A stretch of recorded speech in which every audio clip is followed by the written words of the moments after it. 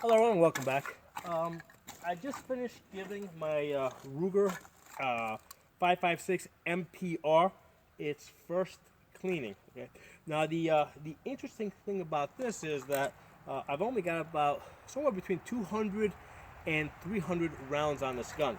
Um, the reason why I decided that it absolutely needed a cleaning is because I have noticed over the last couple of shooting sessions where I used this gun, when I went to charge it, the charging handle was basically sticking. Okay, usually I was able to just pull a little bit harder and get it to open up, but today it was like really stuck.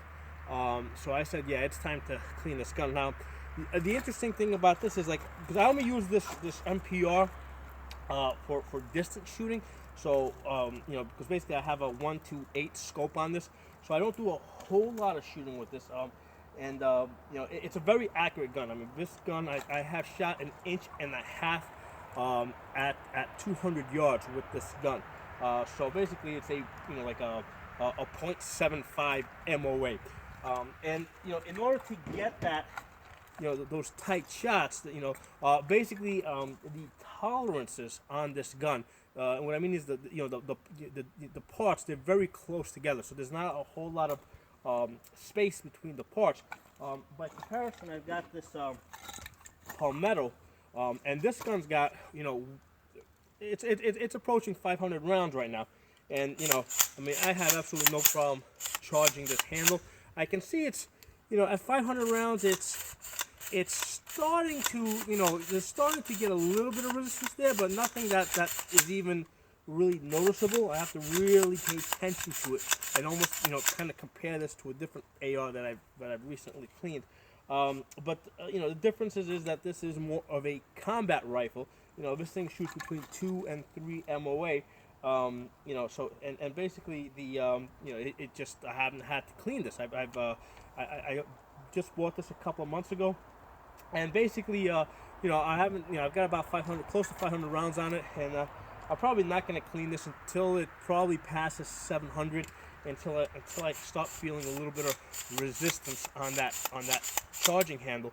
And basically, I just want to see how far out I can take this. So I have no intention of cleaning this until then.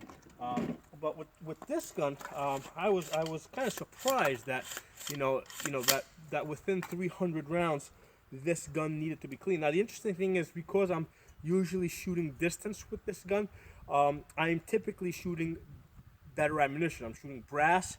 Brass almost exclusively. I've tried some steel case tool ammo through this, and what I find is that a lot of times it won't lock back, or it may not, or the bolt may not come back far enough to pick up the next round. Now, part of that might be because the rifle was starting to get a little bit dirtier, apparently this gun is very particular. It likes to be clean. Okay, so that's an important thing to know about the guns.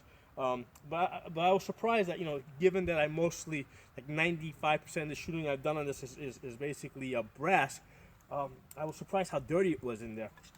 Well, at the same time, with this Palmetto, probably 98, 99% of the shooting I do with this gun is all steel case, and this gun is not having any problems with that. And again, it's because this gun probably has wider tolerances. There's more space between the parts, and that's the reason why this gun is, this is more of a combat gun. This is a gun that it's probably slightly overgassed.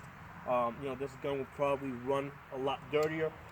This gun, because it's more of a precision gun, for more distance shooting, it tends to be a little bit more finicky. It likes to run cleaner, and there's less space between the parts. In fact, when I was putting the bolt, this is after I cleaned it. When I was putting the bolt back into the bolt carrier, I really had to push it to get it in there, because those gas rings were just pushing so tight against the inside of the bolt carrier.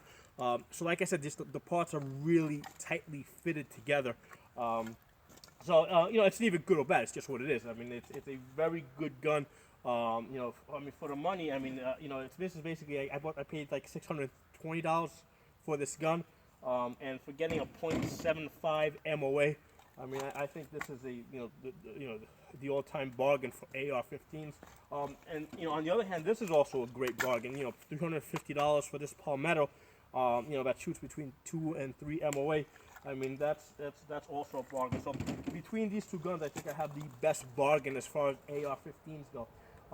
But that's the thing I want you guys to know. If you guys do have this this Ruger MPR, be aware that it's going to want to be cleaned more frequently than what your other AR-15s like to be cleaned. Okay, so just kind of putting that out there. I've done other reviews on the Ruger MPR, and I see that they've gotten a lot of views. So it's something that a lot of people seem to be interested in. So I figured I'd put this information out there for you all. Thanks for watching. I'll talk to you guys next time.